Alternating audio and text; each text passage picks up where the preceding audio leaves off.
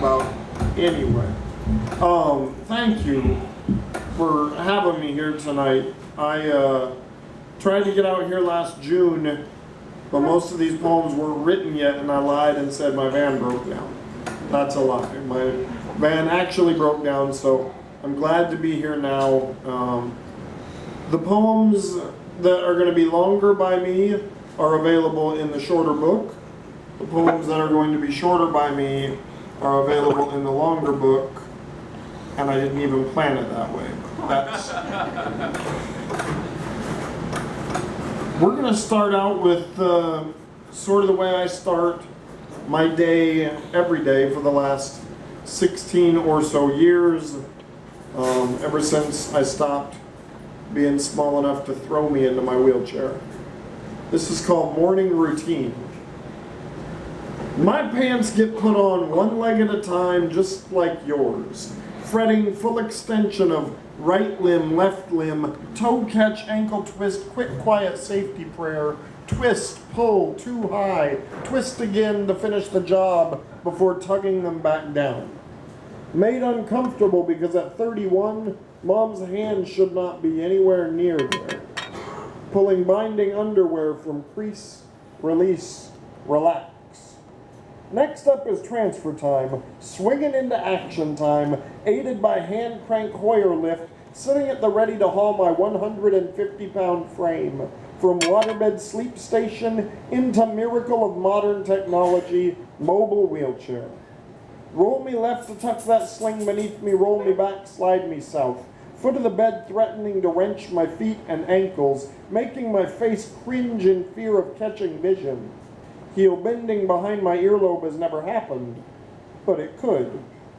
Hook those clips in good and make sure they don't slip out undetected. Once I'm in the air, I always check, but I'm in the air, so my weight is holding them there. Stop worrying so much. You're only 4 feet off the ground. In all odds, the trip will take place safe as always, until the time it doesn't. And that time will read fucking stupid in the obituary column. His paranoia bothered him, so he stopped paying attention.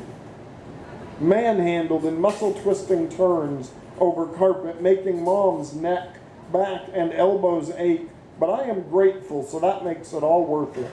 Just so she can hear, "Thank you, Mom," because I'm certainly not providing anything tangible once I'm in this moving seat, other than a reason to go, go, go. But we're at least 25 minutes from that happening as I feel my feet touch the cold steel of the rests.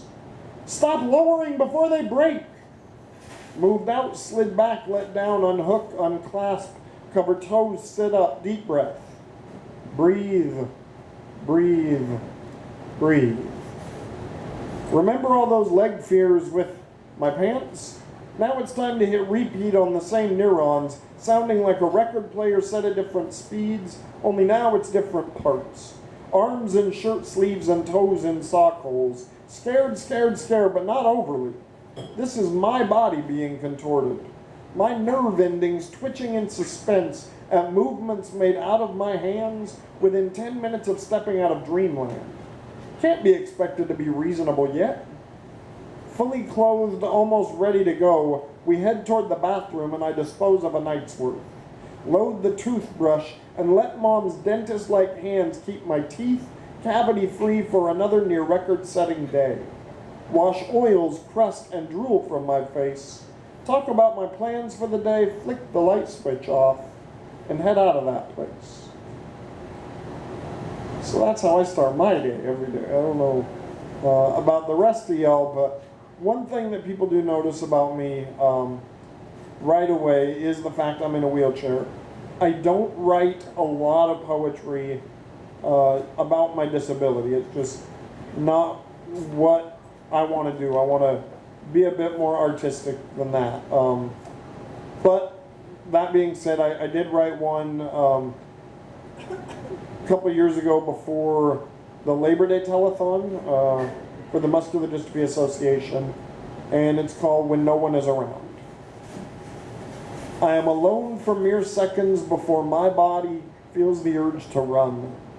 Based on an ancient fight or flight mechanism, from generations long since past, forgotten in today's hectic society, but obviously longed for within me, as any feelings of loneliness are fought tooth and nail from the time that I was a small boy, riding in the back of the van at night, gently yelling to the front, "Mom?" And her reply, carrying different tones based on the mood of the day, but always the same. "Yes, son." And my fears calmed for the moment. "Just checking," with that play repeating many times, changing forms over the years, but never truly falling by the wayside, morphing into panic attacks and tears around bedtime, waking up in the middle of the night and yelling louder, screaming at the top of my lungs. Please, somebody, come and help me, because I cannot help myself. Thank you.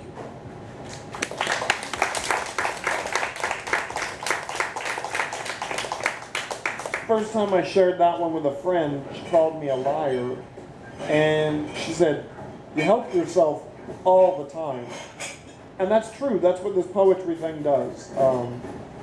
So, yeah, you're here for poetry. I got you.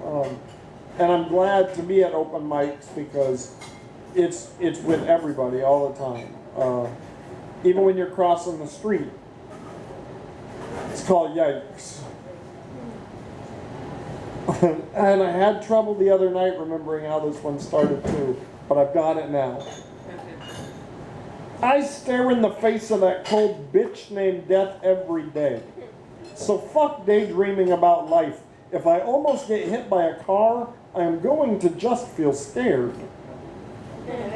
Okay, so that's the short version, and I decided I wanted to turn it into something a little bit longer, have a little more fun with that one. I have threatened to sue on several occasions while sitting at street corner crossings. Somebody has to pay for the hits delivered to my ego every time I read, "Walk, don't walk," or have my eyeballs seared by little LED pictures of able-bodied individuals who I promise are mocking. See the way they blink in laughter? While trying to convey the information, it is okay to cross still treacherous terrain.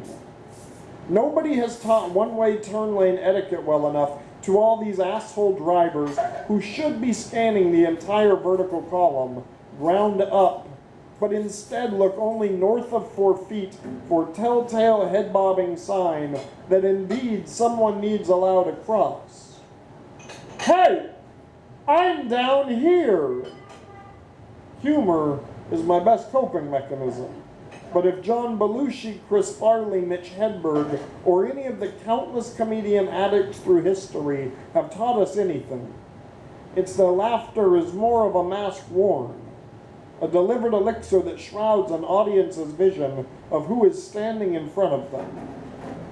Sitting, in my scenario, not that the fledgling alcoholic or leafy green drug experimenter residing inside me deserves named alongside those men, but I was called funny today. Bob Marley was singing a single line across the electrical brainwaves, firing over and over inside me. His pleasant reggae voice chanting the most ironic of his lyrics. Get up, stand up, yuck it up, it's fine. Nervous chuckles only frustrate me more because I know you are all just walking on eggshells, a bed of coals, or broken glass. I can't do that either. Besides, makes me smile to remember relating that story in line to the guy behind my shoulder height counter. He appreciated the way I called Bob a motherfucker in perceived jest. Real jest, I guess.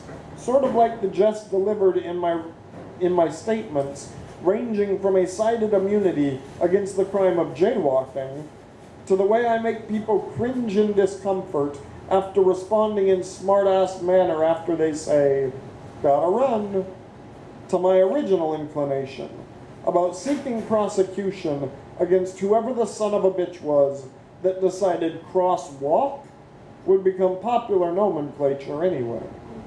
Thank you.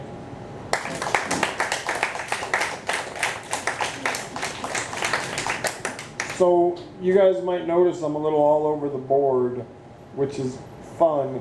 It's one of the ways I write. I learned about poetry mainly through the Beat generation, starting with Jim Morrison.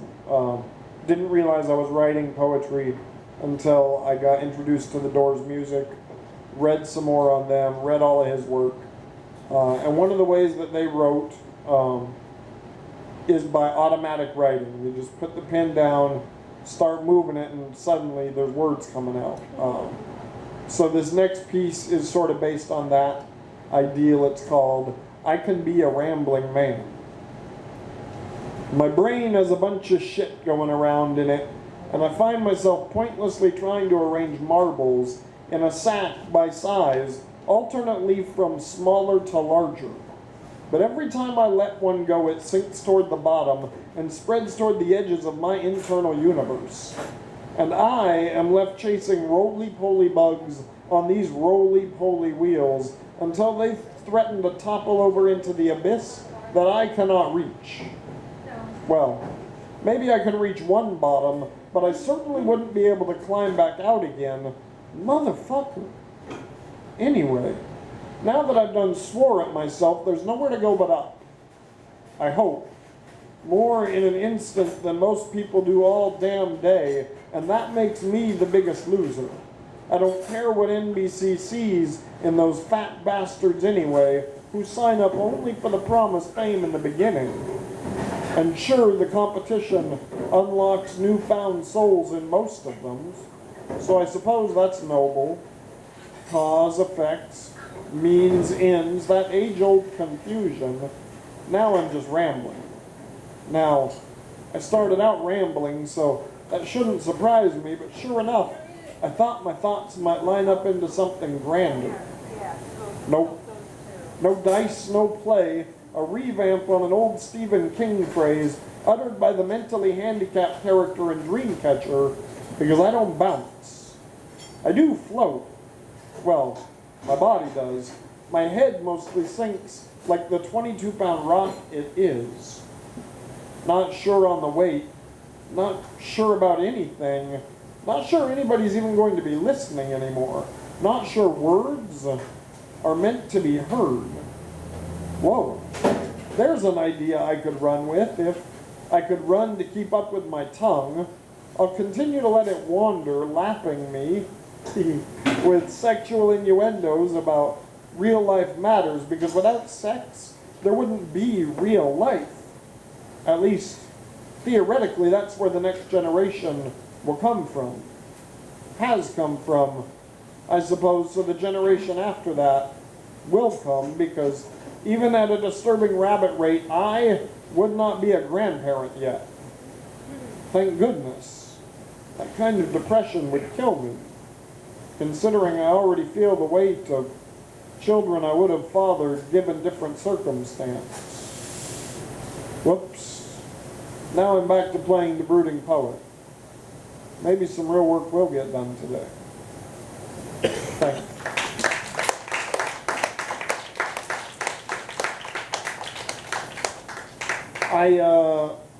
I've got a couple more planned. I'm going to do this one to see how it goes over, and if people run out screaming, I won't do the dirtier one after that. So we'll start, and then we'll see what happens. It's called First Person Fight. Feeling the need to write is a bitch when nothing is ready to be put on paper. Thoughts taunt as they dip and dive around columns in the mind, ready to break free with something creatively astounding, if only a net could be wrapped around them. Follow them here, follow them there, sure I'd like to fuck you anywhere. Walking on by me all smiling and nice, your lips made of soda and my cock made of ice. The excitement, it rises as the thoughts come and go, trying to hold on, but I already know that I won't get them down before they flee from my mind. Because the first person's back.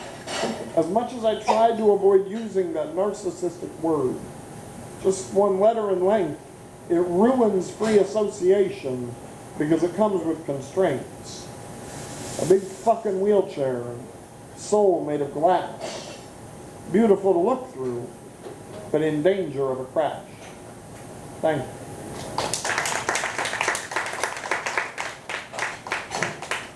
Okay, so nobody ran out screaming, and I promise this next poem is honesty. It's received high compliments by people that have used it as hope to write.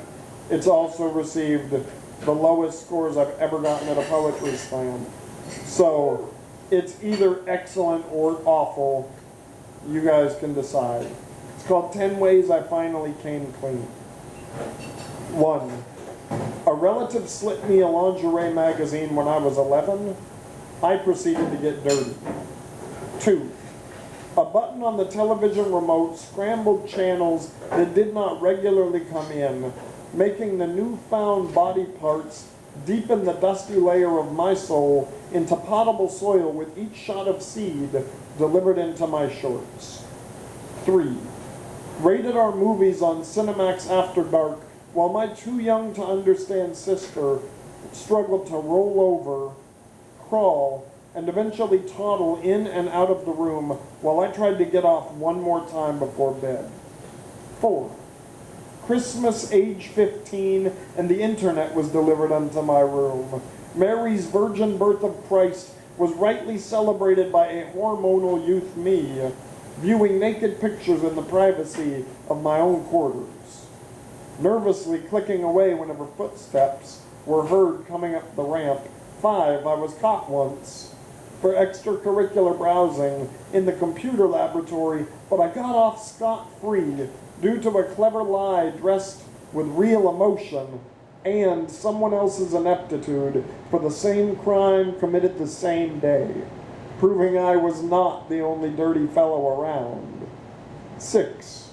Moving my computer across the deck at age 18 and freely renting any movie at Blockbuster I preferred, only to be embarrassed at having mom or dad put the disc in the tray.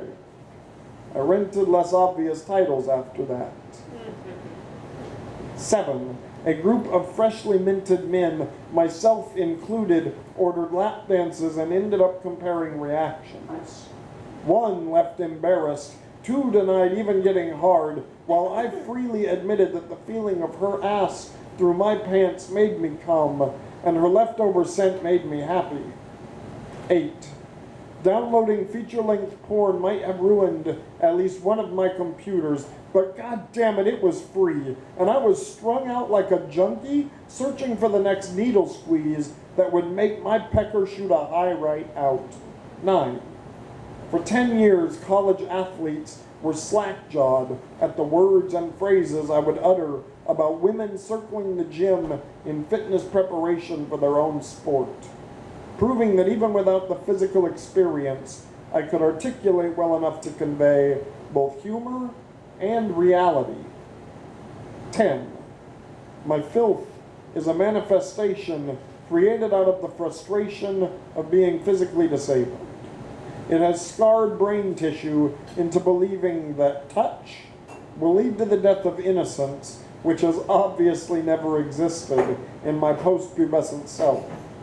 This little stroll down memory lane is the solvent that will hopefully help me come clean. Thank you, guys. Yeah.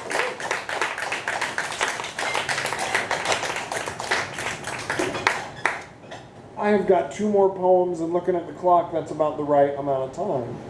So, I understand that this is a smaller crowd than normal. They must have gotten the memo, I'm a bad singer.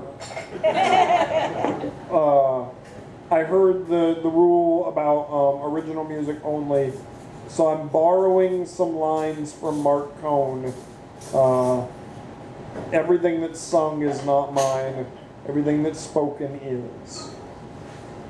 Put on my blue suede shoes and I boarded the plane.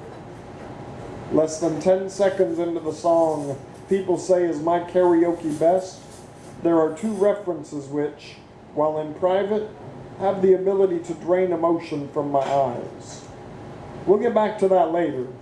For now, let me enjoy one of my favorites with A surety I've no right to, found in earthy tones produced by quaking vocal cords.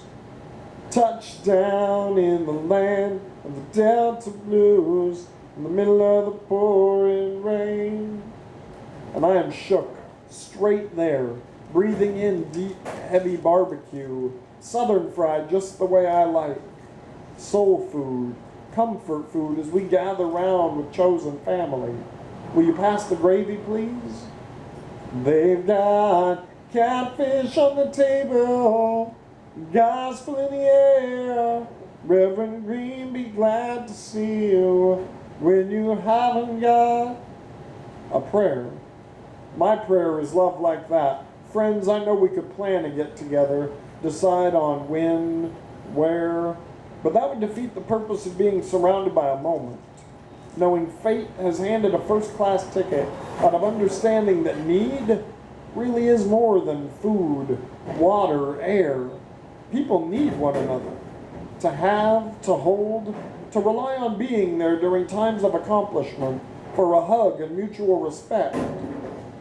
Muriel plays the piano every Friday at the Hollywood, and they brought me down to see her, asked me if I would recite a poem because that's what they heard I do these days. I was more than obliged to stand on stage in that foreign town and say the words to make her believe in me. She cried and I cried, and the entire room turned their eyes as we embraced. She said, "Tell me, are you a Christian child?" I said, "Ma'am, I am tonight." My God, it was beautiful. We danced for hours in an empty room. We strolled just 10 feet off of Beale. We shared an intimacy not many people get to. And then it was over. I was no longer walking in Memphis. I don't even own a fucking pair of blue suede shoes. If I did, somebody would have to help me put them on, lace them up. Somebody would have to help me board the plane.